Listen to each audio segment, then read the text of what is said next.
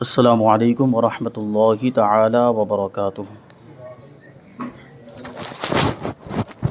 نحمده ونصلی ونسلم علی رسولہ الکریم، اما بعد فاعوذ باللہ من الشیطان الرجیم، بسم اللہ الرحمن الرحیم۔ ان اللہ وملائکتہ یصلون علی النبی یا ایہا الذین آمنوا صلوا علیہ وسلموا تسلیما۔ اللہم صلی علی سیدنا و مولانا محمد معدن الجود والکرم وآلہ الکرام وابنہ الکریم وبارک وسلم صلاۃ و سلاما علیک یا رسول اللہ صلی اللہ تعالی علیہ وسلم۔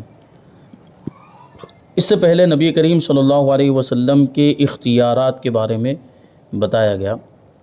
اب یہاں سے دیدار الہی کا، یعنی نبی کریم صلی اللہ علیہ وسلم نے جو اللہ تبارک و تعالی کا دیدار کیا شب معراج میں، اس کے بارے میں دلائل کی روشنی میں بیان کریں گے۔ سوال یہ ہے کہ کیا نبی کریم صلی اللہ علیہ وسلم نے بیداری کی حالت میں، یعنی جاگتے ہوئے اللہ تعالیٰ کا دیدار کیا ہے؟ ایک تو ہے کہ خواب میں دیدار کرنا، اور ایک ہے ظاہری طور پر بیداری کے عالم میں جاگتے ہوئے اللہ تبارک و تعالیٰ کا دیدار کرنا۔ تو ہمارا عقیدہ یہی ہے کہ نبی کریم صلی اللہ علیہ وسلم نے شب معراج میں جاگتے ہوئے چشمان سر سے، یعنی اپنے ماتھے کی آنکھوں سے اپنے رب کا دیدار کیا، اپنے رب کا دیدار کیا۔ یہ بات بیان کی جاتی ہے، اور یہ بھی عقیدہ ہے اہل سنت و جماعت کا، کہ دنیا میں رہتے ہوئے کسی کو بھی ظاہری طور پہ جاگتے ہوئے بیداری کی حالت میں اللہ تبارک و تعالیٰ کا دیدار ہونا ناممکن اور محال ہے۔ خواب میں ہو سکتا ہے، اللہ تبارک و تعالیٰ کا دیدار دنیا میں رہتے ہوئے کسی کو خواب میں ہو سکتا ہے، لیکن جاگتے ہوئے بیداری کے عالم میں نہیں ہو سکتا، یہ ناممکن اور محال ہے۔ اور حضور پاک صلی اللہ علیہ وسلم کو بھی جو اللہ تبارک و تعالیٰ کا دیدار ہوا تو وہ اس عالم میں موجود نہیں تھے۔ حضور پاک کو بلایا گیا تھا اللہ کی بارگاہ میں، اللہ تبارک و تعالیٰ نے خود حضور کو بلایا۔ حضور پاک صلی اللہ علیہ وسلم لامقام تشریف لے گئے اس دنیا کے باہر، تو وہ اس قاعدے سے، مطلب یہ جو نافذ ہوتا ہے دنیا کے اندر، جو یہ حکم نافذ ہوتا ہے، تو وہ اس سے باہر ہو گئے، اس دنیا سے باہر۔ اب ممکن ہو گیا اللہ تبارک و تعالیٰ کا دیدار کرنا، اور اللہ تبارک و تعالیٰ نے حضور پاک صلی اللہ علیہ وسلم کو اپنا دیدار کرایا ظاہری طور پر، کیونکہ ہمارا عقیدہ ہے کہ جو معراج ہوئی ہے، ابھی آگے اس کو ہم یہ بھی سماعت کریں گے، کہ جسمانی معراج ہوئی، یعنی خواب میں نہیں ہوئی۔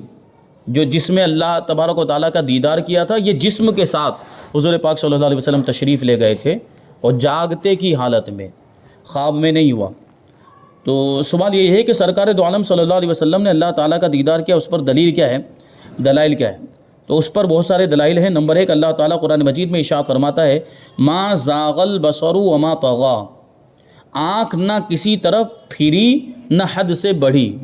یہاں آنکھ کا لفظ آیا، اللہ تبارک و تعالیٰ نے اپنے محبوب کی کیفیت بیان کی۔ جب انہوں نے اللہ کا دیدار کیا تو اس وقت ان کی نگاہوں کی کیفیت کیا تھی، ان کی آنکھ کی کیفیت کیا تھی؟ تو اس کا ترجمہ ہے کہ آنکھ نہ کسی طرف پھری، یعنی ٹیڑھی بھی نہیں ہوئی اس طرح سے آنکھ، اور نہ حد سے بڑھی۔ کیا مطلب ہوا کہ آنکھ کا لفظ جہاں پر استعمال کیا جا رہا ہے تو وہ دیکھنا مراد ہوتا ہے، اس سے دیدار کرنا ہی مراد ہوتا ہے، تو اس سے تو دیدار ثابت ہو رہا ہے۔ تو اس آیت پاک کے تحت علامہ اسماعیل حقی رحمۃ اللہ تعالی علیہ فرماتے کہ ما زاغ البصروں کے فرمان سے معلوم ہوا کہ نبی کریم صلی اللہ علیہ وسلم کا اللہ تعالیٰ کو دیکھنا جاگتے ہوئے ظاہری آنکھوں کے ساتھ تھا، کیونکہ آنکھ کا لفظ آیا ہے، ظاہری آنکھوں کے ساتھ تھا، کیونکہ بصر کو عدم زیغ سے موصوف کرنا اس بات کا تقاضا کرتا ہے کہ یہ معاملہ جاگتے ہوا۔ بصر یعنی دیکھنا، نگاہ، آنکھیں، تو آنکھ ٹیڑھی نہیں ہوئی، یعنی عدم زیغ کا مطلب ٹیڑھا نہ ہونا، اس کا ایک وصف بیان کیا جا رہا ہے کہ آنکھ ٹیڑھی نہیں ہوئی، اس کی ایک کیفیت بیان کی جا رہی ہے۔ تو یہ آنکھ کی کیفیت بیان کی جا رہی ہے، اس کا مطلب ہے کہ اسی آنکھ سے دیکھا تھا حضور صلی اللہ علیہ وسلم نے۔ مطلب یہ کہ ظاہری طور پر جو جسم کا حصہ ہے آنکھ، تو جسم کے ساتھ معراج ہوئی، اس کا مطلب یہ ہو گیا۔ تو اس کا تقاضا یہ ہے کہ یہ معاملہ جاگتے ہوئے ہوا تھا، اور اگر رویت قلبیہ ہوتی تو اللہ تعالیٰ ما زاغ البصر کی جگہ پر ما زاغ قلبہ فرماتا، یعنی دل کی رویت ہوتی، یعنی دل سے دیکھنا مراد ہوتا۔ اگر آنکھ سے، یہ ظاہری آنکھ سے دیکھنا وہاں مراد نہیں ہوتا تو اللہ تعالیٰ ما زاغ البصر نہیں کہتا، یہ اس نگاہ کا لفظ ہی نہیں ہوتا، وہاں پہ قلب کا لفظ آ جاتا، دل کا لفظ آتا، کہ ما زاغ قلبہ، ان کا دل ٹیڑھا نہ ہوا۔ اگر دل سے دیکھنا مراد ہوتا تو اللہ تعالیٰ نے ما زاغ البصر کہا، اس کا مطلب یہ ہے کہ ظاہری طور پر حضور نے دیکھا۔ بہرحال یہ کہنا کہ یہاں بصر سے مراد بصر قلبی ہے، یعنی دل سے دیکھنا ہے، تو اس کا جواب یہ ہے کہ اس مراد کے لیے کسی قرینے کا ہونا ضروری، یعنی کسی دلیل کا ہونا ضروری ہے، اور یہاں ایسی کوئی دلیل نہیں ہے جو اس آیت کریمہ میں فرما دیا گیا ما زاغ البصر وما طغى، تو اس کا ظاہری معنی تو نگاہ ہے، آنکھ ہی ہے۔ اب وہ جو دل سے دیکھنا جو دوسرے لوگ مراد لیتے ہیں تو وہ اس کا دوسرا معنی ہو رہا ہے، ورنہ اس کا جو اصل معنی ہے وہ تو یہی ہے۔ تو دوسرا معنی مراد لینے کے لیے اس کی کوئی دلیل ہونی چاہیے، مجازی معنی مراد لینے کے لیے، اور حقیقی معنی ہمارے سامنے موجود ہے۔ تو یہاں کوئی دلیل نہیں، کوئی قرینہ نہیں، تو ہم تو یہی مراد لیں گے، آنکھ سے دیکھنا۔ دوسری دلیل حضرت عبداللہ ابن عباس رضی اللہ تعالیٰ عنہما سے روایتیں فرماتے ہیں کہ قال رسول اللہ صلی اللہ علیہ وسلم رأیت ربی، رسول اللہ صلی اللہ علیہ وسلم فرماتے ہیں کہ میں نے اپنے رب کو دیکھا۔ یہ تو بالکل صاف بات ہے۔ امام جلال الدین سیوطی خصائص کبریٰ اور علامہ عبد الرؤوف مناوی تیسیر شرح جامع صغیر میں فرماتے ہیں کہ یہ حدیث بسند صحیح ہے۔ بات آ جاتی ہے نا کہ یہ حدیث کی سند کیسی ہے، اس کی روایت میں کون کون راوی ہیں، وہ کوئی ضعیف تو نہیں ہے، اس طرح کی باتیں ہوتی ہیں، یہ حدیث ضعیف تو نہیں ہے، تو اس کی دلیل بھی دیتی کہ یہ حدیث کے اللہ کے رسول صلی اللہ علیہ وسلم نے ارشاد فرمایا کہ میں نے اپنے رب کو دیکھا، یہ حدیث صحیح سند کے ساتھ مروی ہے، تو معتبر ہے، اس کا مطلب یہ حدیث معتبر ہے۔ تیسری دلیل رسول اللہ صلی اللہ علیہ وسلم نے فرمایا کہ فَرَأَيْتُهُ وَضَعَ كَفَّهُ بَيْنَ كَتِفَيَّ حَتَّى وَجَدتُّ بَرْدَ أَنَامِلِهِ بَيْنَ ثَدْيَيَّ فَتَجَلَّى لِي كُلُّ شَيْءٍ وَعَرَفْتُ۔ ترجمہ کہ میں نے اللہ تعالیٰ کا دیدار کیا، اور صرف اتنا ہی نہیں، آگے کی کیفیت بھی بیان کرتے ہیں۔ اللہ تعالیٰ نے اپنا دست قدرت میرے کندھوں کے درمیان رکھا۔ اب وہ دست قدرت کی کیفیت ہم بیان نہیں کر سکتے کہ وہ کیا، وہ تو اللہ تبارک و تعالیٰ جانے اور رسول اللہ جانے۔ تو دست قدرت میرے کندھوں کے درمیان رکھا، میں نے اس کی ٹھنڈک اپنے سینے میں محسوس کی، کہ پیٹھ کے پیچھے وہ دست قدرت تھا اور اس کی ٹھنڈک آگے بھی محسوس ہوئی سینے میں۔ بس میرے لیے ہر چیز روشن ہو گئی، یعنی دست قدرت کی برکت سے ساری چیزیں، پوری کائنات کی چیزیں روشن ہو گئی، اور میں نے ہر چیز کو پہچان لیا، جان لیا۔ اب سوچیں آپ کہ اللہ تبارک و تعالیٰ نے اتنا بڑا انعام آپ کو عطا فرما دیا، اور دست قدرت کی برکت آپ کو یہ ملی کہ ساری چیزیں آپ پر منکشف ہو گئی، علم غیب حاصل ہو گیا، جس کو ہم علم غیب سے تعبیر کرتے ہیں۔ امام ترمذی اس حدیث کے بارے میں فرماتے کہ ھذا حدیث حسن صحیح سألت محمد بن اسماعیل عن ھذا الحدیث فقال ھذا حدیث حسن صحیح۔ یہ حدیث حسن صحیح ہے، یہ اصطلاحی الفاظ ہیں، جو فن حدیث ہے اس کے ٹرمز ہیں یہ، کہ کسی حدیث کو حسن اور صحیح کہا جاتا ہے، اس کا مطلب ہے کہ وہ حدیث معتبر ہے۔ تو امام ترمذی نے جو صحاح ستہ کے اماموں میں سے ہیں، انہوں نے اس حدیث کو حسن صحیح کہا، اور پھر آگے کیا کہتے ہیں؟ آگے کہتے ہیں کہ میں نے امام محمد ابن اسماعیل سے اس حدیث کے بارے میں پوچھا، اور امام محمد ابن اسماعیل کون؟ یہ کن کا نام ہے؟ امام بخاری کا نام ہے۔ امام بخاری کا نام محمد ابن اسماعیل ہے۔ امام ترمذی کہتے ہیں، ابو عیسیٰ ترمذی یہ کہتے ہیں کہ میں نے امام بخاری سے اس کے بارے میں پوچھا، ان کے شاگرد ہیں یہ امام بخاری کے، اس حدیث کے بارے میں پوچھا کہ یہ حدیث کیسی ہے، تو انہوں نے فرمایا کہ یہ حدیث حسن صحیح ہے، معتبر حدیث ہے۔ چوتھی دلیل ہے، ابن عساکر نے حضرت جابر ابن عبداللہ رضی اللہ تعالیٰ عنہ سے روایت کیا کہ حضور صلی اللہ علیہ وسلم فرماتے ہیں کہ لأن اللہ اعطا موسیٰ الکلام واعطانی الرؤیۃ لوجہہ وفضلنی بالمقام المحمود والحوض المورود، کہ بے شک اللہ تعالیٰ نے موسیٰ کو کلام کی نعمت عطا فرمائی، یعنی حضرت موسیٰ علیہ السلام کو اللہ تبارک و تعالیٰ نے اپنے سے بات کرنے کا موقع دیا تھا، کلام کرنے کا، وکلم اللہ موسیٰ تکلیما، اور اللہ تبارک و تعالیٰ نے موسیٰ سے کلام فرمایا۔ وہ نہیں کوہ طور کا واقعہ کہ حضرت موسیٰ علیہ السلام نے کہا تھا کہ میں تجھے دیکھنا چاہتا ہوں، اور وہاں پہ کلام ہوا، اللہ تبارک و تعالیٰ نے حضرت موسیٰ علیہ السلام سے کلام کیا، تو پھر حضرت موسیٰ علیہ السلام نے کہا، کیونکہ انسان ہے، خواہش اور زیادہ ہوتی، جب کلام کیا تو حضرت موسیٰ علیہ السلام نے کہا کہ میں تجھے دیکھنا چاہتا ہوں، میں تجھے دیکھنا چاہتا ہوں، تو اللہ تبارک و تعالیٰ نے کہا لن ترانی، تو مجھے نہیں دیکھ سکتے، یعنی حضرت موسیٰ نے جب خواہش ظاہر کی تو ان سے کہا گیا کہ تم دیکھ نہیں سکتے، منع کر دیا گیا۔ اور ایک تجلی، صرف ایک ہلکی سی تجلی نور کی جب وہ کوہ طور پر جو ڈالی گئی تو حضرت موسیٰ علیہ السلام بے ہوش ہو گئے تھے، اس کی طاقت نہیں رکھی ان کے پاس، اس کو جو ہے کہ برداشت نہیں کر سکے، اور یہاں معاملہ یہ ہے کہ وہاں حضرت موسیٰ علیہ السلام خود دیکھنے کے لیے گئے تھے، اور یہاں دیکھیں تو اللہ تبارک و تعالیٰ خود بلا رہا ہے اپنے حبیب کو دیدار کرانے کے لیے، اور وہاں وہ بے ہوش ہو گئے تھے، وہ بھی ایک تجلی دیکھنے کے بعد، اور یہاں تو اللہ تبارک و تعالیٰ کا دیدار کر لیا، پھر بھی نبی پاک صلی اللہ علیہ وسلم کے بارے میں اللہ تعالیٰ ارشاد فرماتے ہیں ما زاغ البصر وما طغى، کہ آنکھ بھی ٹیڑھی نہیں ہوئی، آنکھ ادھر سے ادھر بھی نہیں ہوئی۔ تو یہ حضور پاک صلی اللہ علیہ وسلم کا اعزاز۔ بے شک اللہ تعالیٰ نے موسیٰ کو دولت کلام بخشی اور مجھے اپنا دیدار عطا فرمایا، مجھ کو شفاعت کبریٰ اور حوض کوثر سے فضیلت بخشی، یعنی حضور پاک کو یہ فضیلت بھی ملی کہ شفاعت کبریٰ، مقام محمود آپ کو ملے گا، یعنی اس جگہ پر قیامت کے دن آپ کو کھڑا کیا جائے گا کہ سارے اولین اور آخرین جمع ہوں گے اور سب حضور کی تعریف کر رہے ہوں گے۔ پھر حضور پاک صلی اللہ علیہ وسلم شفاعت کا دروازہ کھولیں گے، سب سے پہلے شفاعت کوئی کرے گا تو وہ حضور صلی اللہ علیہ وسلم شفاعت کا دروازہ کھولیں گے، بعد میں دوسرے لوگوں کو اختیار ملے گا، انبیاء کرام کو، اولیاء کرام کو، حفاظ کو، علماء کو، یہ بعد میں اختیار ملے گا۔ سب سے پہلے دروازہ کوئی کھولے گا تو وہ ہمارے آقا کی ذات ہے۔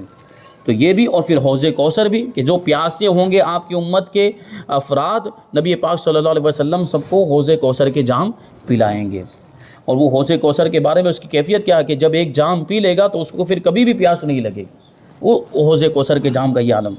پانچویں دلیل، وہی محدث حضرت عبداللہ ابن مسعود رضی اللہ تعالیٰ عنہ سے روایت کرتے ہیں کہ آپ رضی اللہ تعالیٰ عنہ نے ارشاد فرمایا قال رسول اللہ صلی اللہ علیہ وسلم قال لی ربی نحلت ابراہیم خلتی وکلمت موسیٰ تکلیما واعطیتک یا محمد کفاحا۔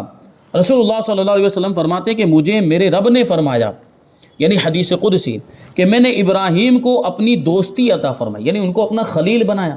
جگری دوست اور جگری یار کو خلیل کہا جاتا ہے۔ یہاں مراد کیا ہے کہ اللہ نے حضرت ابراہیم علیہ السلام کو اپنا دوست بنایا اور موسیٰ سے کلام فرمایا، اور تمہیں اے محمد صلی اللہ علیہ وسلم مواجہہ بخشا کہ بے پردہ اور حجاب تم نے میرا جمال پاک دیکھ لیا، بغیر کسی پردے کے، بغیر کسی حجاب کے، درمیان میں کچھ بھی نہیں تھا۔ اللہ کے رسول صلی اللہ علیہ وسلم نے بالمشافہ ڈائریکٹ براہ راست اللہ تبارک و تعالیٰ کا دیدار کیا، اور بیچ میں کوئی واسطہ نہیں، بیچ میں کوئی یوں سمجھیں آپ کے بیچ میں کوئی مڈل کی کوئی چیز نہیں تھی کہ جس کے ذریعے سے دیکھا ہو۔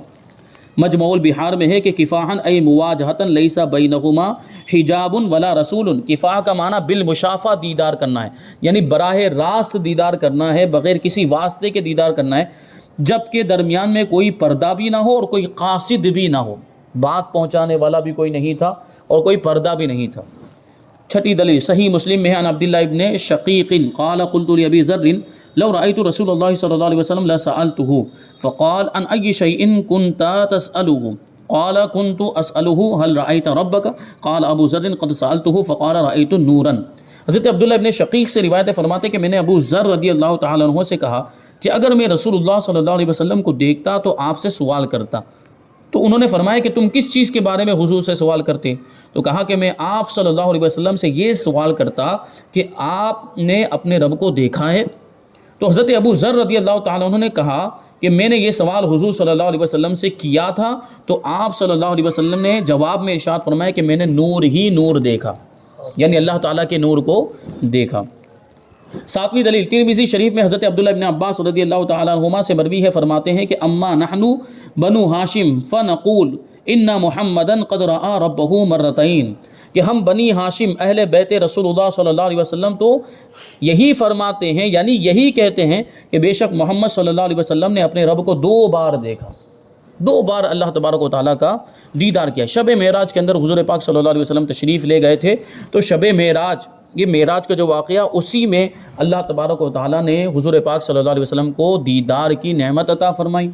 اب یہ جو معراج ہوئی، اس کے بارے میں سب سے پہلے تو یہ بات ذہن میں رہنی چاہیے کہ حضور پاک صلی اللہ علیہ وسلم کو حضرت جبریل علیہ السلام سب سے پہلے آپ کے کاشانہ مبارک سے حرم کے اندر لے گئے، اور حرم سے وہاں پہ سیر کراتے ہوئے مسجد اقصیٰ لے گئے۔ یہ اتنی جو معراج ہے، اس کو اسراء بھی کہا جاتا ہے، یہ معراج کے واقعے کا اتنا جو حصہ ہے، مسجد اقصیٰ تک کا جو واقعہ، اس کا اگر کوئی انکار کر دے تو کافر ہو جائے گا، کیونکہ یہ بات قرآن مجید سے ثابت ہے۔ 15 پارے کیا ہے؟ سبحان الذی اسریٰ بعبدہ لیلا من المسجد الحرام الی المسجد الاقصیٰ، کہ پاک ہے وہ ذات جو لے گیا راتوں رات یا رات کے مختصر حصے میں اپنے خاص بندے کو مسجد حرام سے مسجد اقصیٰ تک۔ تو یہ سیر تو یہ لے جانا تو قرآن کی آیت سے ثابت ہے۔ اتنے واقعے کا اگر کوئی انکار کر دے تو وہ کافر ہو جائے گا، کیونکہ قرآن کا انکار لازم ہے۔ اور اس کے بعد کے جو واقعات ہیں، یہ وہاں سے آگے جو آسمانوں پر تشریف لے جانا اور وہ جو اوپر ہے، یہ سب احادیث مشہورہ سے ثابت ہے۔ اس کا انکار کرنے والا فاسق ہے اور مبتدع ہے، تو یہ انکار کرنے والا بہت بڑا محروم ہے، اس واقعے کا انکار کرنے والا، کیونکہ بہت ساری حدیثوں سے وہ ثابت ہے۔ پھر یہ آگے بات آتی ہے کہ حضور پاک صلی اللہ علیہ وسلم کو جو معراج ہوئی وہ روحانی معراج تھی یا جسمانی معراج تھی، یا یہ خواب میں واقعہ ہوا تھا یا حقیقت میں یہ واقعہ ہوا تھا؟ تو جمہور اہل سنت کا مذہب یہی ہے کہ یہ جو معراج ہوئی ہے یہ حضور پاک صلی اللہ علیہ وسلم کو جو آسمانوں پر بلایا گیا، اللہ نے اپنی بارگاہ میں بلایا، یہ جسمانی معراج تھی، جسم کے ساتھ حضور پاک صلی اللہ علیہ وسلم تشریف لے گئے۔ تو شفا شریف کے اندر اور مدارج النبوہ کے اندر لکھا ہے کہ یہی مذہب اکثر صحابہ کرام، اکثر تابعین، محدثین، فقہا اور متکلمین اور مفسرین کا مذہب ہے۔ اکثر لوگوں کا یہی مذہب ہے کہ یہ جو معراج ہوئی وہ جسمانی معراج ہوئی۔ اور تفسیر روح البیان کے اندر ہے کہ قال الشیخ الاکبر قدس سرہ ان معراجہ علیہ السلام 34 مرۃ واحدۃ بجسدہ والباقی بروحہ۔ شیخ اکبر فرماتے ہیں کہ معراج نبوی 34 مرتبہ ہوئی، یعنی حضور کو جو اللہ تبارک و تعالیٰ کا دیدار ہوا، معراج کرائی گئی، یہ واقعہ 34 مرتبہ آپ کی زندگی میں پیش آیا، ایک مرتبہ جسمانی طور پر اور باقی 33 مرتبہ روحانی طور پر۔ تو جسمانی طور پر اس سے ثابت ہو رہا ہے کہ ایک مرتبہ جو واقعہ ہوا ہے وہ جسمانی طور پر ہوا ہے۔ اور اب جسمانی معراج کے دلائل یہاں پہ بیان کر رہے ہیں، کچھ دلائل ہے۔ جمہور کا مذہب یہی ہے کہ آقائے دو عالم، جمہور کا مطلب یہ ہوتا ہے کہ اکثر اہل سنت و جماعت، جو اہل سنت و جماعت کی اکثریت کا یہ مذہب ہے کہ سرکار دو عالم صلی اللہ علیہ وسلم کی معراج یہ جسمانی تھی، نہ کہ روحانی۔ اس جسمانی معراج پر کثیر دلیلیں موجود ہیں، ان میں سے چند دلیلیں یہاں پہ بیان کی جاتی ہیں۔ سب سے پہلے یہ ہے کہ اللہ تعالیٰ نے ارشاد فرمایا ہے اسریٰ بعبدہ، نہیں اپنے بندے کو لے گیا، پاک ہے وہ ذات جو اپنے بندے کو لے گیا، یہاں لے جانے کا لفظ ہے۔ اور عبد، یہاں بندہ بھی، عبد جو آیا ہے، عبد کا جو لفظ، عبد کا معنی ہوتا ہے بندہ، تو یہ عبد جو ہے وہ روح اور جسم کے مجموعے کو کہا جائے گا۔ انسان ہی ہوگا نا، جو بندہ ہوگا وہ انسان ہی ہوگا، تو اس میں روح بھی ہے اور جسم بھی ہے۔ تو بندے کو لے گیا تو اس کی روح کو صرف نہیں لے گیا بلکہ اس کے جسم کو بھی لے گیا۔ بندہ جا رہا ہے تو اس کے ساتھ اس کا جسم بھی جا رہا ہے، تو اسی سے ثابت ہوا۔ اس لیے لفظ عبد کا یہاں استعمال فرمانا اس بات کی دلیل ہے کہ معراج جسمانی تھی، یعنی حضور پاک جسم کے ساتھ تشریف لے گئے۔ دوسری دلیل ہے حدیث پاک میں کہ حضور اکرم صلی اللہ علیہ وسلم کے لیے براق کی سواری پیش کی گئی۔ مشہور واقعہ، جنت سے براق لایا گیا تھا، براق کو سواری کے طور پر پیش کیا گیا۔ اب سب سے بڑا سوال یہی ہوتا ہے کہ اگر حضور پاک صلی اللہ علیہ وسلم کی روح صرف اگر معراج میں گئی ہوتی تو سواری کی کیا ضرورت تھی؟ سواری جسم کے لیے ہوتی ہے نا، روح کے لیے تھوڑی۔ روح تو لطیف ہوتی ہے، اس کا کوئی جسم نہیں ہوتا، جسامت نہیں ہوتی ہے، تو اس کے لیے سواری کی ضرورت ہی نہیں ہے۔ سواری پیش کی جا رہی ہے، براق کو لایا جا رہا ہے، اس کا مطلب ہے کہ حضور پاک جسم کے ساتھ تشریف لے گئے۔ تو براق کو پیش کیا گیا جس پر آپ سوار ہو کر تشریف لے گئے، اور براق کا سواری بننا اس بات کی دلیل ہے کہ معراج جسمانی تھی، اس لیے کہ براق جو کہ ایک چوپایا ہے، جانور ہے، اس پر جسم سوار ہوتا ہے نہ کہ روح۔ سواری کے لیے روح کو سواری کی ضرورت ہی نہیں، وہی کہہ دیا۔ اور تیسری دلیل اللہ تعالیٰ نے فرمایا اسریٰ، یہ رات کی سیر کو کہتے ہیں، رات میں کسی کو کہیں پر لے جانا، تو رات میں جو سیر کی جائے اس کے لیے یہ اسریٰ کا لفظ استعمال ہوتا ہے۔ تو یہاں جو فرمایا گیا اسریٰ یعنی رات کو سیر کرائی، اور اسریٰ کا اطلاق اس سیر پر نہیں ہوتا جو خواب میں ہو۔ جو لفظ اسریٰ، یہ لغت کے اعتبار سے بات کر رہے ہیں، ڈکشنری کے اعتبار سے بات کر رہے ہیں کہ عربی میں یہ جو لفظ استعمال ہوتا ہے رات کو گھومنے پھرنے کے بارے میں، رات کو ایک جگہ سے دوسری جگہ جانے یا لے جانے کے بارے میں اس کا یہ استعمال ہوتا ہے۔ اور خواب میں اگر کوئی گھومتا ہے تو اس کے لیے یہ لفظ استعمال نہیں ہوتا۔ اس کا مطلب ہے کہ معراج خواب میں نہیں ہوئی بلکہ جسمانی طور پر ہوئی۔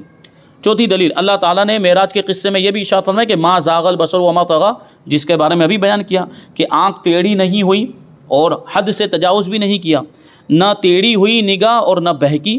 لفظ بصر، ابھی وہ بات ہوئی کہ یہ آنکھ تو جسم کا حصہ ہے، اور اسی آنکھ کا ذکر اللہ تبارک و تعالیٰ نے معراج کے واقعے کے اندر سورہ نجم کے اندر یہ آیت کریمہ موجود ہے۔ تو آنکھ کا ذکر ہے، مطلب یہ ہے کہ آنکھ جب جسم کا حصہ ہے اور آنکھ کا جب تذکرہ ہو رہا ہے، اس کا مطلب جسم بھی وہاں موجود تھا۔ اس کا مطلب اس سے بھی ثابت ہوا کہ معراج جسمانی تھی۔ اور اب بہت اہم بات بتا رہے ہیں، پانچویں دلیل، معراج حضور اکرم صلی اللہ علیہ وسلم کے لیے ایک عظیم معجزہ ہے. یہی تو بیان کیا جاتا ہے کہ معراج حضور پاک صلی اللہ علیہ وسلم کے بڑے معجزات میں سے ایک معجزہ ہے. اگر روحانی معراج ہوتی تو یہ معجزہ کیسے بنتا؟ کیونکہ روحانی طور پر خواب میں دیکھ لینا تو یہ تو اولیاء کرام سے بھی ثابت ہے. جیسے امام اعظم رضی اللہ تعالیٰ عنہ کے بارے میں کہ آپ نے خواب میں 100 مرتبہ اللہ کا دیدار کیا. تو پھر یہ معجزہ کیسے بنتا؟ نبی کا معجزہ تو ایسا ہونا چاہیے جو امتیازی شان رکھے، جو نبی کے ساتھ ہی خاص ہو، کسی اور میں نہ پایا جائے. تو یہ اگر روحانی طور پر ہوتا یا خواب میں ہوتا تو یہ معجزہ نہ ہوتا. تو ثابت ہوا کہ یہ جسمانی معراج تھی. پھر ایک اور چیز بتاتے ہیں کہ اگر معراج روحانی ہوتی، خواب میں ہوتی، تو کفار مکہ اس کو بعید اور ناممکن نہ سمجھتے کہ حضور پاک صلی اللہ علیہ وسلم جب معراج سے واپس تشریف لائے اور جب معراج کا واقعہ بیان کیا کہ میں اپنے رب کا دیدار کر کے آیا ہوں، میں ساتوں آسمان کی سیر کر کے آیا، جنت دوزخ سب دیکھ کر آیا، عالم ملکوت کو دیکھ کر آیا ہوں. تو کفار نے کیا کیا تھا؟ انکار کر، یہ تو ہو ہی نہیں سکتا ہے. کفار نے انکار کر دیا تھا، اس کو ناممکن سمجھا، اس کو انہوں نے بعید سمجھا تھا کہ یہ اس طرح کوئی جا کر آ جائے. اس کو انہوں نے تو اگر یہ روحانی معراج ہوتی تو وہ لوگ انکار ہی نہیں کرتے. کیوں؟ روحانی طور پر تو آدمی کہیں بھی آ جا سکتا ہے، خواب میں تو کہیں بھی آ جا سکتا ہے. تو ان کے انکار کرنے کا کوئی مطلب نہیں. انہوں نے انکار کیا مطلب انہوں نے بھی یہی سمجھا، کفار نے بھی یہی سمجھا کہ محمد صلی اللہ علیہ وسلم کا دعویٰ جسمانی معراج ہی کا ہے، اور جسمانی معراج ہی کو انہوں نے بعید سمجھا، جسمانی معراج ہی کو ناممکن سمجھا اپنے اعتبار سے، اپنی عقل کے مطابق. تبھی تو انہوں نے انکار کیا، یعنی کفار نے اس کو جسمانی ہی سمجھا. تو اگر یہ معراج روحانی ہوتی تو کفار مکہ اس کو بعید نہ سمجھتے اور آپ کی تکذیب یعنی جھٹلانے کے در پہ نہ ہوتے. کیونکہ خواب میں ہر ایک کی روح دور دور تک قلیل عرصے میں سیر کرتی ہے. ہوتا ہے کہ نہیں ہوتا؟ خواب میں کبھی ہم دیکھتے ہیں کہ ہم کہاں پہنچے ہوئے ہیں، کسی دوسرے ملک میں پہنچے ہیں. کبھی کسی کی قسمت جاگتی ہے تو اپنے آپ کو مدینے میں بھی دیکھتا ہے، کبھی اپنے آپ کو مکے میں دیکھتا ہے. ہوتا کہ نہیں ہوتا ہے؟ خواب میں آدمی اپنے آپ کو کہاں سے کہاں دیکھ لیتا ہے. تو خواب میں ایک جگہ سے دوسری جگہ چلا جانا یہ تو کوئی ناممکن بات نہیں ہوتی. تو وہ لوگ انکار کر رہے ہیں کا مطلب یہ ہے کہ وہ اس کو جسمانی معراج سمجھ رہے تھے. کفار کی تکذیب یعنی کفار کا جھٹلانا اس بات کی دلیل ہے کہ حضور سراپا نور صلی اللہ علیہ وسلم کا دعویٰ یہ جسمانی معراج کا تھا، جس کو کفار نے بعید جانا، ناممکن سمجھا اور پھر جھٹلانے کے در پہ ہوئے. پھر جب آپ نے معراج کا دعویٰ کیا تو ایک جو جماعت ضعیف الایمان تھی، جن کا ایمان کمزور تھا، وہ حضور کا یہ دعویٰ سن کر مرتد ہو گئے. یعنی انہوں نے کہا کہ یہ ہو ہی نہیں سکتا، وہ مرتد ہو گئے. اگر روحانی معراج کا دعویٰ ہوتا تو ان کے ارتداد کی بھی کوئی صورت نہ ہوتی.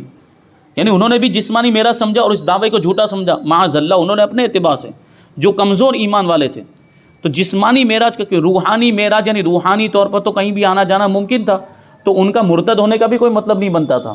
اس کا مطلب ہے کہ انہوں نے بھی اس کو جسمانی معراج ہی سمجھا. یہ دلائل حضور پاک صلی اللہ علیہ وسلم کے ظاہری طور پر اپنے جسم کے ساتھ اللہ تبارک و تعالیٰ کی بارگاہ میں حاضر ہونے اور اللہ تبارک و تعالیٰ کا دیدار کرنے کے یہ دلائل بیان کیے گئے. اب انشاءاللہ تبارک و تعالیٰ اس کے بعد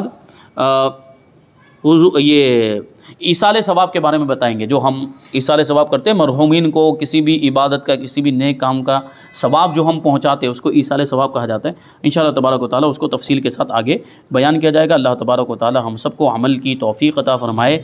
وما علینا الا البلاغ. السلام علیکم.